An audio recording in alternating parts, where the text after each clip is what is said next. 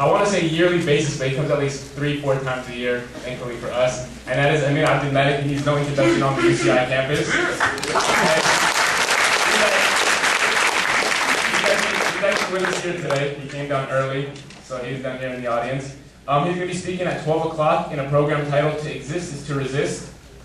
And also tomorrow, 7:30, in this room, in a program titled Silence is Consent. I don't know if I mentioned it, but at 12 o'clock, actually going to be at the flagpoles. Also next Thursday, as Cynthia mentioned, we'll be featuring George Galloway. He's a British politician and member of Parliament since 1987. He's best known for a staunch campaign to overturn economic sanctions against Iraq in the 1990s, and more recently to avert the 2003 invasion of Iraq. In response to the recent war in Gaza, which began in the end of December 2008, Galloway created the Viva Palestina campaign, which was an aid convoy to the Gaza Strip.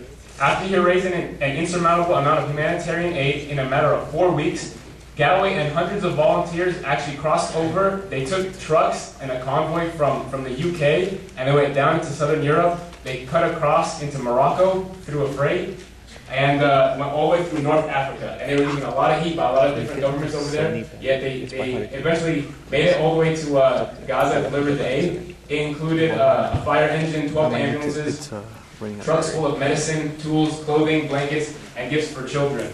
And so he's going to be coming next Thursday. This is an event. He actually made a recent tour in the United States. He was getting charged. Event organizers were charging over $20 for every single one of his events, and he was drawing out thousands of people at his events. Each event was getting at least the smallest of his events were getting like 500 people, and that's because the organizers did like a really bad job in booking the places. But here at UCI, the Muslim Student Union does an amazing job of booking places. And we're actually going to be having that in Pacific Ballroom in the Student Center, and that is going to be free of charge. So everyone should definitely try to come out to that. And he's going to be actually talking about how to start. He's actually starting a U.S. convoy. The last time it was from the U.K., a U.S. convoy that's going to be going to Gaza. And he's actually going to have ways for everyone. If you really want to, you can go to Gaza this summer if you really want to deliver aid. If you want to do more than just talk about what's going on in Palestine and actually make a movement to free Palestine and free it from the occupation that it's in, he's actually going to provide an amazing way to do so. Also, this is a reminder to everyone, like Galloway is going to be organizing something this summer. Just because our events end next week doesn't mean the occupation ends next week. And that's something we want to try to get across.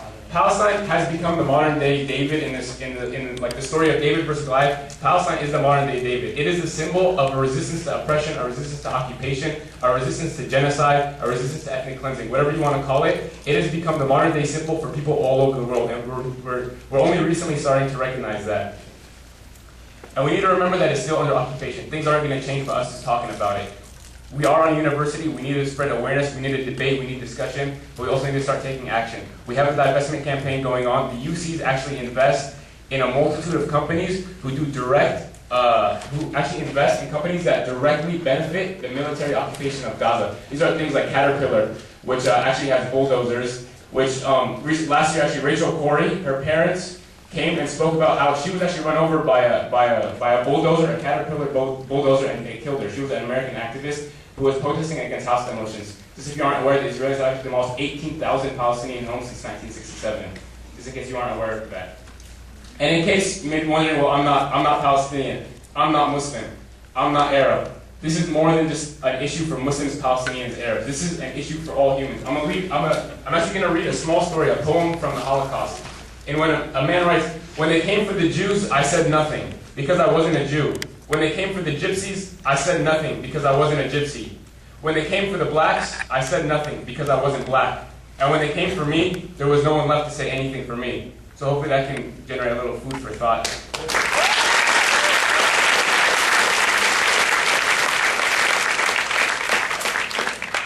And also, as Cynthia McKinney talked about earlier today, our tax dollars are complicit.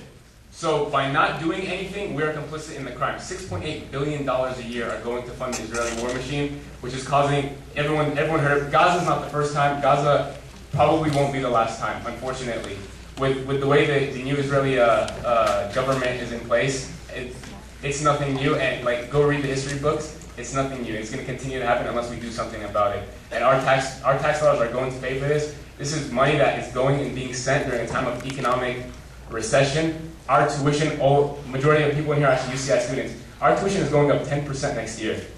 And that means we're almost paying $10,000. When I came into UCI, I was paying like $7,000, and now I'm paying $10,000 next year. Honestly, that's ridiculous. And $6.8 billion are going to fund like war crimes and a humanitarian crisis. And with that, we will open it up for questions and answers. Just a couple quick things about questions and answers. We have a mic on my right and a mic on my left. If you could come up, please keep questions concise, to the point.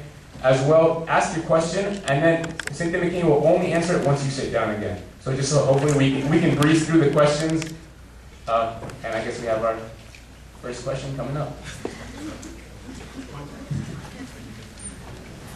Thank you, Ms. McKinney. Can you guys hear me? Yeah? Okay.